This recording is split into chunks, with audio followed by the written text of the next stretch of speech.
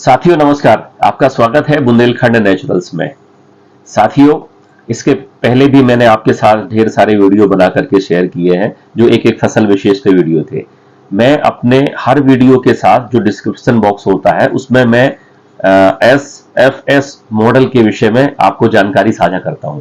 हमारे काफी सारे मित्रों ने मुझे कॉल किया है और कॉल करके पूछना चाहा है कि ये SFS मॉडल का तात्पर्य क्या है, ये कैसे काम करता है। तो आज मैं आपके सामने चर्चा करूंगा उन्नत सजीव खेती आधारित SFS मॉडल के विषय में। साथियों, बहुत सारे किसान केमिकल फार्मिंग करते हैं, कुछ किसान नेचुरल या ऑर्गेनिक फार्मिंग करते हैं, कुछ किसान जैविक कृषि करते हैं। मैंने भी अपनी खेती की शुरुआत केमिकल फार्मिंग से की थी। 2001 में मैंने अपनी खेती केमिकल फार्मिंग से स्टार्ट की थी और ढेर सारे केमिकल्स डाल करके, खूब सारे जहर डाल करके अपनी खेती को मैं करता था और बहुत अच्छा उत्पादन भी निकालता था। लेकिन एक समय के बाद मेरा उत्पादन फिक्स हो गया और मेरे साथ ढेर सारे चैलेंजेस आ गए। उत्पादन लागत तो बढ़ती जा रही थी लेकिन उपज फिक्स हो गई, और उपज फिक्स होने के अलावा जो मेरा उत्पादित फसल थी वो जब मैं मार्केट में ले जाता था तो उस फसल का मुझे उचित मूल्य नहीं मिलता था। इसके साथ साथ समय समय पे ढेर सारी प्राकृतिक आपदाएं, जैसे कि कभी अतिवृष्टि हो जाना, कभी कम वर्षा होना, कभी पाला पड़ जाना और अन्य समस्याएं। इन समस्याओं के चलते मुझे अपनी खेती से फायदा नहीं हो रहा था। और यही सारे समस्याएं हमारे आम किसान साथियों के साथ है कि वो खूब सारी मेहनत करते हैं, खूब श्रम करते हैं, और इसके बाद जब वो अपने उपज को बाजार ले जाते हैं तो उन्हें उनकी उपज का सही मूल्य नहीं मिलता। तो मैं भी इन सारी समस्याओं से परेशान था। और साथियों, ये बड़े ही दुर्भाग्य का विषय है कि आज एक किसान इन सारी समस्याओं के चलते अपने पुत्र को कभी भी किसान नहीं बनाना चाहता।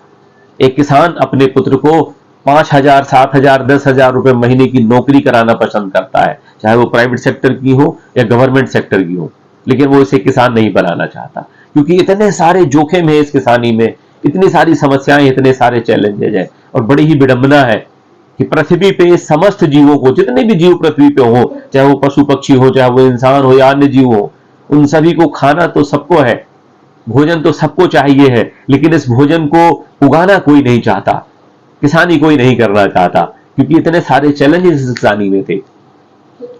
तो हमने भी इन सारे चैलेंजेस को फाइट करा है जब से मैंने अपनी खेती शुरुआत की थी। और धीरे धीरे इन चैलेंजेस को हम कैसे पार कर पाए, तो हमने कुछ चीजों को इंटीग्रेट करा अपनी खेती में, हमने कुछ चीजों को जोड़ना चालू करा। सबसे पहले तो मैं जब केमिकल फार्मिंग करता था तो मैंने केमिकल फार्मिंग के ढेर सारे नुकसान को पढ़ा। मैंने एक नेट पे लेख पढ़ा था जिस लेख में पंजाब या हरियाणा का वो सर्वे था, किसी एनजीओ ने सर्वे कराया था और उस सर्वे में उन्होंने माल न्यूट्रिशन बच्चों का शिकार किया था, माल न्यूट्रिशन बच्चों का सर्वे किया था। और उस सर्वे में उन्होंने देखा था कि एक बहुत छोटा सा बच्चा है जो अपनी माँ का दूध पी रहा है, माँ की गोद में था और कुछ सेवन नहीं कर रहा था। उस बच्चे में भी कार्सिनोजेनिक एलिमेंट पाए गए। तो वो टीम जो सर्वे कर रही थी शॉक हो गई और उसने जब पूछा कि ये बच्चा क्या खाता है तो पता चला कि वो बच्चा केवल अपनी माँ का दूध पी रहा है। तो उसके माँ के दूध में भी वो कार्सिनोजेनिक एलिमेंट पाए गए। तो जब उसका टेस्ट किया गया, उसका पता किया गया, तो पता चला कि वो वही केमिकल्स डाले हुए अनाज को, अन्न को खा रही थी जो केमिकल्स में वो जहरीले रसायन डाले जा रहे थे। तो मैं भी चकित हो गया, शौक हो गया और मैंने सोचा कि अब से केमिकल फार्मिंग नहीं करनी, क्योंकि मैं एक किसान हूं, किसान को अन्नदाता कहा जाता है। लेकिन मैं एक जहर दाता था। मैं अपने पत्नी को, अपने बच्चे को, अपने पिता माता को, सारे लोगों को जो मुझसे अनाज खरीद रहे थे, उपज मेरी ले रहे थे, उनको मैं ये केमिकल खिला रहा था। सोचने पर विवश हो गया कि ये तो बहुत ही गलत कर रहा हूं मैं, और मैंने उस दिन से केमिकल फार्मिंग को छोड़ करके ऑर्गेनिक फार्मिंग करना स्टार्ट किया, नेचुरल कृषि करना स्टार्ट किया। जब हमने नेचुरल कृषि करना स्टार्ट किया तो हमारे साथ ढेर सारे चैलेंजेस आए और इन चैलेंजेस को हम समय समय पे कुछ सुधार करते रहे अपनी खेती में, और फाइनली एक मॉडल निकल करके आया। एक फाइनली खेत में एक पैटर्न बन गया हमारे कि जिस पैटर्न के माध्यम से हमें प्राकृतिक कृषि करते हुए दिन प्रतिदिन आमदनी हो रही है, मासिक आमदनी हो रही है। जैसे कि मासिक आमदनी एक सरकारी कर्मचारी, एक प्राइवेट कर्मचारी को होती है। इसमें हम 6 महीने में, साल भर में भी इनकम कर रहे हैं, 4 से 5 सालों में इनकम हमें रेगुलर आ रही है। और कृषि में एक रिटायरमेंट प्लान भी हमारे साथ है जो हमें 25 से 30 सालों में एक अच्छी खासी इनकम देगा। इस मॉडल को मैंने फाइनली नाम दिया उन्नत सजीव खेती आधारित SFS मॉडल, जिसका तात्पर्य है सस्टेनेबल फार्मिंग सिस्टम मॉडल। इस कृषि में हम प्राकृतिक या नेचुरल तरीके से या ऑर्गेनिक तरीके से कृषि करते हैं। खेती के साथ साथ हम इसमें पशुओं का भी समावेश करते हैं और प्रयास करते हैं कि पशुओं में भी बायोडाइवर्सिटी बनी रहे, जिसमें हम बड़े पशुओं को, गाय भैंस को भी पालते हैं। इसके साथ साथ हम छोटे पशुओं को, बकरी, भेड़ इत्यादि को भी रखते हैं, मुर्गी पालन भी करते हैं, इसमें हम मछली पालन भी करते हैं। तो एक पूरी व्यवस्था का निर्माण हो जाता है, जिसमें एक खेत में आपका एक ऐसा इंटीग्रेशन बन जाता है कि आपके खेत से निकले हुए जो वेस्ट प्रोडक्ट है, जो कृषि अपशिष्ट है, वो कृषि अपशिष्ट आपके पशुओं में जाते हैं, वो पशुओं के खाने में काम आते हैं।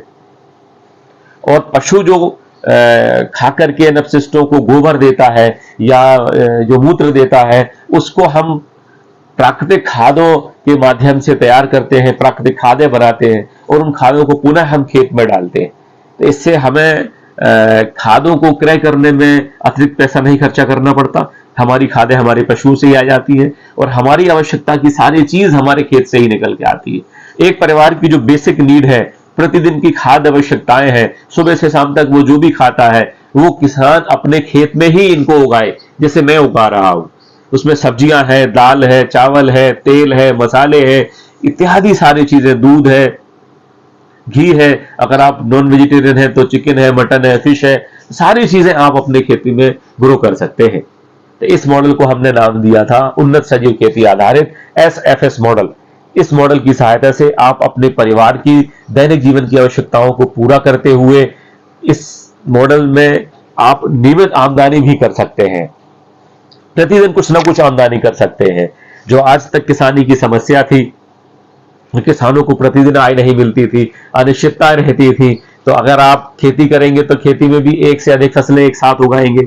और यदि इन खेती में कोई समस्या या प्राकृतिक आपदाएं आती हैं तो आपके पास मछली होगा, तालाब के अंदर आपके पशु होंगे, आपके शेड के अंदर आपका जो खेतों में जो उत्पाद आप तैयार कर रहे हैं, जो आपकी उपज निकल रही है, उनको भी आप प्रोसेस करके मार्केट में विक्रय करें, जिससे आपको नियमित आमदनी मिलती रहे, नित्य प्रति आमदनी मिलती रहे। इस तरीके से यदि आप कृषि कार्य करते हैं तो आप इस कृषि को करते हुए अपने लिए एक बहुत अच्छा आय का स्रोत बना सकते हैं, बहुत अच्छी व्यवस्था बना सकते हैं। तो आप सभी किसान साथियों से निवेदन है मेरा कि आप इस तरीके से फार्मिंग करिए, एक माइक्रो क्लाइमेट अपने खेत में विकसित करिए, जिसके माध्यम से आप प्रतिदिन आमदनी कर सकें, महीने में आमदनी कर सकें, आप 6 महीने, साल भर में आपको नियमित आमदनी मिलती रहे, आप 5 साल में एक निश्चित आमदनी कर सकें। इसी तरीके से आपका कृषि में एक किसान के तौर पे रिटायरमेंट प्लान जब हो, आप रिटायर हो, तो आपको आपकी खेती से ही 25-50 लाख रुपए की आमदनी होनी चाहिए। वो आमदनी कैसे होगी? आप इस मॉडल को और अधिक समझने के लिए और अधिक जानने के लिए इस मॉडल को आप लगातार मेरे चैनल यूट्यूब पे जो हमने चैनल ये बनाया है, इस चैनल को सब्सक्राइब करें, लाइक करें, शेयर करें और इस पे आने वाले वीडियोस को आप लगातार देखते रहें, क्योंकि आगे आने वाले समय में मैं इसमें ऐसे वीडियो लगातार शेयर करूंगा जो आपकी कृषि कार्य के लिए, आपको एक पैटर्न बनाने के लिए, खेत में एक सस्टेनेबल डेवलपमेंट करने के लिए काम आएगा, जिसके माध्यम से आप अच्छी आय कर पाएंगे, आप लाभान्वित होंगे, आप जहर मुक्त केमिकल फ्री भोजन खुद खाएं, अपने परिवार को खिलाएंगे, आप समृद्ध रहेंगे, खुश रहेंगे, स्वस्थ रहेंगे, देश समृद्ध रहेगा, खुशहाल रहेगा। धन्यवाद। जय हिंद, जय बुंदेलखंड।